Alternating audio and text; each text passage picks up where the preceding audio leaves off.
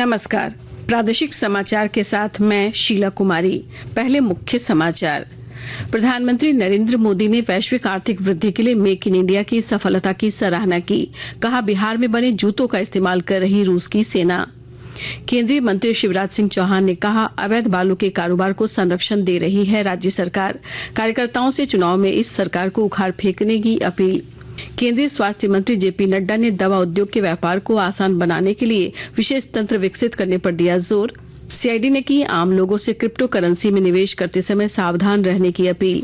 झारखंड के लोगों से 5 करोड़ रुपए ठगने वाले 2 अपराधियों को किया गिरफ्तार। और मौसम विभाग ने राज्य भर में अगले 3 दिनों के दौरान अधिकतम तापमान में 2 से 3 डिग्री की वृद्धि की जताई संभावना। 20 जुलाई से फिर जोर पकड़ेगी बारिश। और अब समाचार विस्तार से। प्रधानमंत्री नरेंद्र मोदी ने सोशल मीडिया पोस्ट में मेक इन इंडिया के जरिए भारत की अर्थव्यवस्था वैश्विक मंच पर आगे बढ़ने की सराहना की है। पोस्ट में मेक इन इंडिया की झलक दिखलाते हुए बताया गया कि भारतीय साइकिलों की दुनिया भर में मांग हो रही है। ब्रिटेन, जर्मनी और नीदरलैंड्स में निर्यात बढ़ा है। पोस्ट के अनुसार बिहार में बने जूतों का इस्तेमाल अब रूसी सेना कर रही है।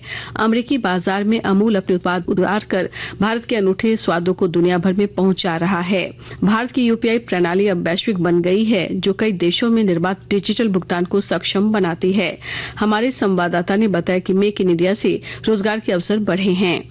मेक इन इंडिया का प्रभाव अर्थव्यवस्था के महत्वपूर्ण क्षेत्रों पर दिखाई दे रहा है। इस कार्यक्रम ने उत्पादन में बढ़ोतरी, निवेश को सुविधाजनक बनाने, नवाचार को बढ़ावा देने और मजबूत विनिर्माण बुनियादी ढांचे के निर्माण पर बल देकर देश की अर्थव्यवस्था को एक नई दिशा दी है। इससे देश में लाखों रोजगार के अवसर भी पैदा करने में मदद मिली है। इस कार्यक्रम के तहत निर्माता उत्पादों का स्वदेशीकरण पर ध्यान केंद्रित करते हैं। इससे उन्हें कम लागत पर घरेलू जरूरतों के अनुसार उत्पादों के डिजाइन और निर्माण करने में मदद मिलती है। भूपेंद्र सिंह के साथ सकलैन अख्तर, आकाशवाणी समाचार, दिल्ली।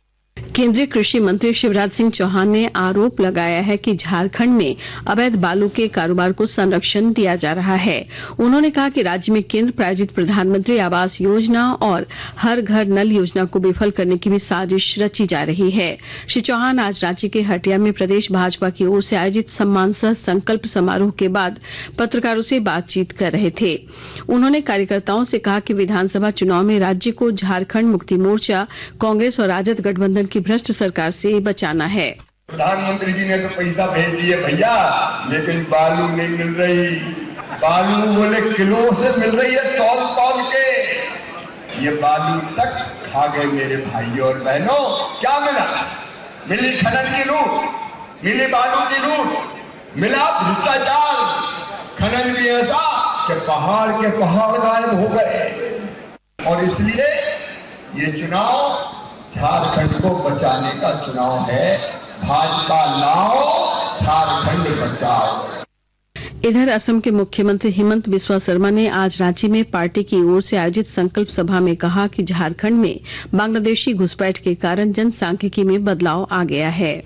मेरा आदिवासी बेटियों को विवाह करने का नाटक करते हैं, उनका बच्चा के नाम में आदिवासी जमीन हड़पने का काम करते हैं। आज झारखंड को हेमंत सोरेन ने छोटे बांग्लादेश बना दिया।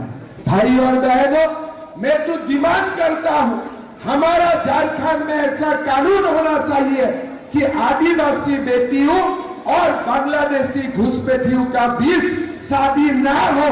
ऐसा हमारा समाज में कानून पास करना चाहिए।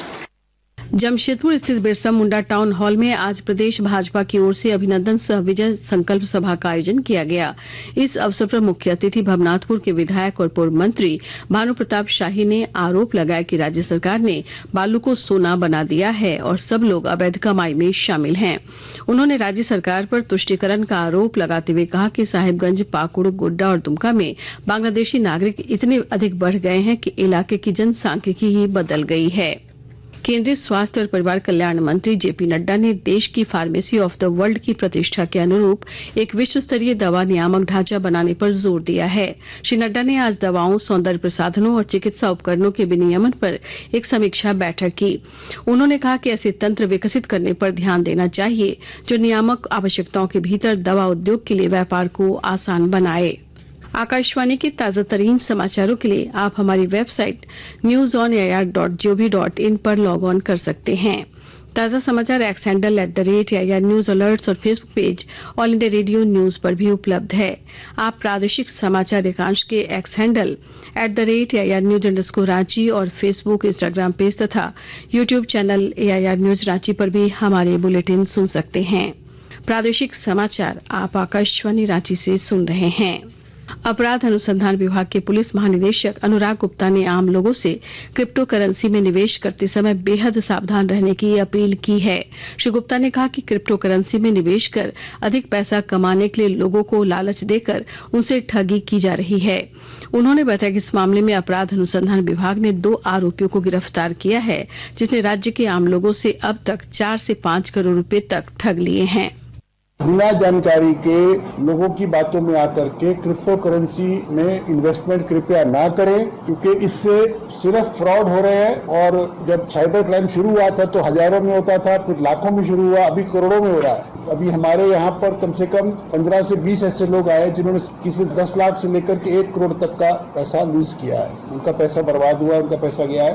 तो आज का क्रिप्टो करेंसी के बारे में बताना मेरा मेन उद्देश्य था। सिमडेगा जिले में मतदाता सूची के पुनरीक्षण के तहत घर घर जाकर सत्यापन का कार्य शुरू है। और जानकारी के साथ हमारे संवाददाता।